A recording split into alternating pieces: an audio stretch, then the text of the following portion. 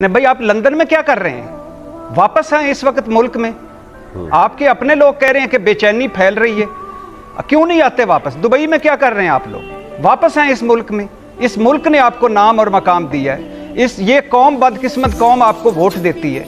आप इस वक्त, कोई लंदन बैठा हुआ है, कोई दुबई बैठा हुआ है, कोई कहीं इलाज करवा रहा है, कोई कहीं मीटिंग्स कर रहा है। क्यों नहीं वापस आते?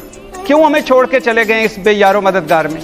और ये जो साथ बैठे हुए हैं, 150 रुपए फी लीटर पेट्रोल पर, 16 रुपए फी यूनिट बिजली पर और 85 रुपए फी किलो चीनी पर तो महंगाई होती थी और इhtजाज पे इhtजाज होते थे, महंगाई मार्च होते थे। आज 300 रुपए फी लीटर पेट्रोल है, आज 55 रुपए फी यूनिट बिजली है, आज 200 रुपए फी किलो चीनी है। और ये चुप हैं, खामोश हैं, मुतमिन हैं, अपने अपने मुतालबात मनवा रहे हैं, अपने अपने मफादात में लगे हुए हैं, अपने अपने जुगाड़ लगा रहे हैं। क्यों भाई?